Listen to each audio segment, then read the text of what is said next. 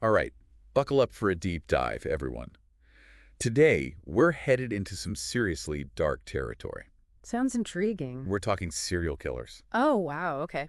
specifically William Perry Jackson. Okay. And this deep dive, was actually a request that came straight from you guys. Oh, really? You wanted to know more about Jackson's crimes, how he was finally caught, and what went down in the courts. Interesting. Yeah, and there's a lot to unpack here because it's not just about the violence. We're also going to uncover some pretty strange twists and turns. Like what? Like, did you know that Jackson actually volunteered for medical experiments after he was convicted? That's unusual. Definitely not something you hear every day. But before we get into all of that, we need to set the stage, go back to the beginning. Right. Lay the groundwork. Exactly. So where do we start? Well, Jackson's story starts out like a lot of these cases, actually. Seemingly ordinary. Okay. He was born in Milwaukee, Oregon, January 1955. All right. Normal childhood, I'm guessing. Pretty much. He even used an alias, Pete Jackson, which adds a whole other layer of mystery, right? Yeah, it's like he was trying to create this alternate persona. Right, exactly. And that contrast between a normal beginning and then these horrific acts, it's really disturbing. It is. Makes you wonder what went wrong and what kind of switch flipped in his brain. Makes you question everything, Like, could anyone be capable of this? It's a chilling thought. It really is. So the first murder that's officially linked to Jackson happened in May 1980. Okay. He and his accomplice at the time, a guy named Gary Allen Smith, they targeted a man named Calvin Toran. And what was the motive? Robbery. Oh. Seems like that was a recurring theme in a lot of Jackson's crimes. Yeah, but I'm guessing it wasn't a simple robbery. No, you're right. The violence in this case was excessive, to say the least. How so? They beat and stabbed Toran for $10. $10? That's just senseless. It really is. And that's what's so disturbing about these kinds of cases. It's like the violence goes way beyond what's necessary, Right. It's like there's something else driving them, some deeper psychological need. Exactly. So what happened after the Torin murder? Did they just disappear? No, not at all. In fact, things escalated pretty quickly. Just a month later, Jackson and Smith struck again. Oh, no. This time, it was a home invasion in Vancouver, Washington. Across state lines already. Yeah. Wow. Okay, so who was the victim this time? A 74-year-old woman named Hazel Wilson. Oh, my gosh. That's awful. It gets worse. They beat her so badly she couldn't even get up. She died from her injuries just a few days later. Jeez. So they're escalating the violence and expanding their territory. Yeah, it's like they were on some kind of twisted road trip, leaving a trail of violence in their wake. Makes you wonder what was going through their minds. Were they trying to stay ahead of the law, or was it something else? Right. Were they just feeding some kind of internal darkness? Tough to say, but one thing's for sure. They weren't done yet. No, not even close. In early August, they killed again. Another robbery. This time, the victim was a 59-year-old woman named Julia Annabelle Armstrong, killed in her own home in Portland. So, back in Oregon. Yep. They beat her to death and robbed her house. But at this point, it doesn't even feel like it's about the money anymore. Right. It's like the violence itself is the goal. Exactly. Like they're getting off on it. Scary thought. And it gets even scarier because it's so random. What do you mean? This wasn't a targeted attack. They didn't know Julia Armstrong. She was just in the wrong place at the wrong time. Oh, wow. That makes it even more unsettling. It really does. It's like anyone could have been a victim. Chilling thought. And then things take another turn. They bring in an 18-year-old accomplice, a kid named Michael Anthony Butler. An 18-year-old? What was he doing mixed up with these guys? Yeah, that's the question, isn't it? Makes you wonder what kind of influence they had over him. Right. Like, how did they pull him into their world? Maybe they saw him as easy to manipulate. Possibly. But whatever the reason, it's clear that things are about to get even darker. You're right about that. With Butler involved, they killed again. Oh, no. This time it was a 78-year-old man named Theodore May. Another random victim. Seems like it. They robbed him for gas money. In Chehalis, Washington. Jeez. Took a man's life for a few dollars. Just senseless. And tragically, their spree didn't end there. Just a few days later, they committed one of their most horrific crimes. Oh, God. What happened? They abducted 2 teenage girls. What? Yeah.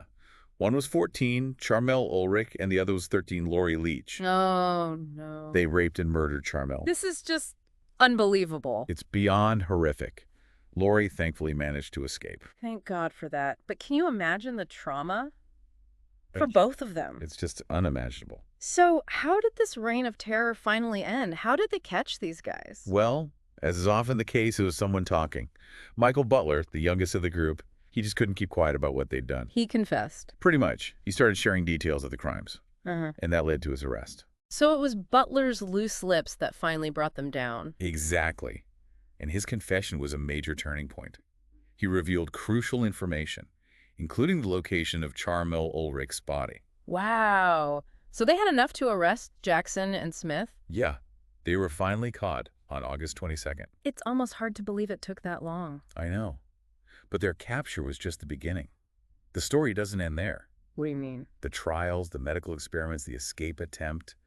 There's so much more to this story. I'm all ears. We'll get into all of that after the break. Okay, I can't wait. Stay tuned. I will. You know, you mentioned those medical experiments Jackson was involved in. That's where things start to get really strange. Yeah, I know, right. Both Jackson and Smith were held on a pretty hefty $500,000 bail, awaiting trial. Right.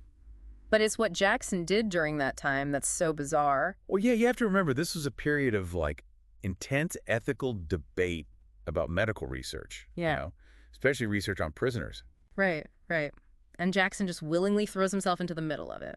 Yeah, it's wild, right? I mean, here's this guy accused of these awful crimes, and he's volunteering to be a test subject. So strange. What do you think was going on there? Was he trying to, manipulate the system? Maybe. Or maybe it was something else. What could it be? I don't know. Some people think he was trying to find some sort of, twisted purpose. Purpose. Okay. In the middle of all this. Yeah. Or maybe he was just bored. Bored with facing potentially life in prison? Maybe he thought the experiments were better than just sitting around in a cell all day. I guess. I mean, I can see how prison life could get monotonous, but still. It's a chilling thought, right? That medical experiments would seem appealing compared to facing the consequences of his actions. Yeah, no kidding. But wait, there's more. Jackson also tried to escape, right? Oh, yeah, he did. And it was a pretty daring attempt, too. Tell me about it. So, August 1982, Jackson and another inmate, this guy, Gus Allen Turner, a convicted robber, they actually broke out of the Lewis County Courthouse jail. No way. How did they pull that off? They chipped away at the plaster ceiling of their cell, climbed through, and then re-entered the courthouse itself. Wow. So they were actually inside the courthouse. Yep. Then, to get to the ground, they made a rope out of blankets and lowered themselves from a window. A blanket rope. That's resourceful, I guess. Desperate times, desperate measures, right? But it gets even weirder. Weirder how? Jackson's freedom was short-lived. How short? He was caught just a few hours later, back in his hometown, Milwaukee, Oregon. Figures. So what happened then? Did he finally accept his fate? Nope. When he was charged with escape, you know what he did? He made a crazy plea offer. What kind of plea offer? He said he'd plead guilty, but only if the county sheriff spent a few weeks in solitary confinement with him. He wanted to be locked up with the sheriff. Yep. That's why. It's a move that has left everyone scratching their heads. No kidding. What was he hoping to achieve with that? Who knows? Some people think it was a way to taunt the authorities. Others say maybe he was just lonely or trying to manipulate the sheriff somehow. It's just so bizarre. It's like every time you think you've figured this guy out, he does something even stranger. You got that right. Yeah. But there's one more twist we need to talk about. Jackson's decision to testify against his old pal, Gary Allen Smith, in the Hazel Wilson murder trial. He turned on his accomplice. He sure did. Why? Well, their testimonies painted very different pictures of what happened that night, each guy trying to downplay his own role. Classic blame game. So what did Jackson say? He claimed that Smith was the real aggressor, that Smith beat Hazel Wilson, stomped on her, even sexually assaulted her. And Jackson just stood by and watched. That's what he claimed. Hard to believe anyone could be a passive observer in something that brutal. Right. It's pretty obvious both men were trying to shift the blame. Hard to know what really happened. Yeah, for sure. But there is one detail in Jackson's testimony that really stuck with me. He said that Smith joked about hitting Hazel Wilson with a frying pan. Oh, God. Yeah. Called it the, quote, old kabank trick, end quote. That's just sick, to make light of something so horrific. It's chilling. So, did all this conflicting testimony affect the outcome of Smith's trial? Despite the conflicting stories, the evidence against Smith was strong. He was convicted of Hazel Wilson's murder, got life in prison without parole. Wow. So in the end, both Jackson and Smith ended up with life sentences. Did either of them appeal? They did. Jackson appealed his sentences for the murders of Julia Annabelle Armstrong and Theodore May, but no luck. He also got a resentencing trial for Charmel Ulrich's murder, but again, he was found guilty and given another life sentence. So it looks like he was destined to spend the rest of his days behind bars. It seems that way. But we've been talking a lot about Jackson's involvement in those medical experiments. I think it's time we delve deeper into that. I agree. What kind of research was he actually a part of? And was it even ethical to use prisoners as test subjects back then? Well, the specific details of the experiments haven't been made public. But during the 70s and 80s, using prisoners for medical testing was pretty controversial. Yeah, I can see why. On one hand, you have the potential for scientific breakthroughs, right? Things that could benefit a lot of people. Right. But on the other hand, you're using a vulnerable population who might not be able to give true informed consent. Exactly. Critics were worried that prisoners were being coerced, offered things like reduced sentences in exchange for participating. Yeah, it's a really tough ethical dilemma. It is. And Yeah. knowing what we know about Jackson, you have to wonder, did he see this as another way to manipulate the system? Possibly. He was definitely a master manipulator, always looking for an angle. True. Maybe he saw the experiments as a way to gain some control, in a situation where he felt powerless. Or maybe he was just drawn to the risk, like a way to feel something, anything, in the face of such a bleak future. Could be. But we've been focusing a lot on Jackson. What about Smith? Did he ever express any remorse for what he did?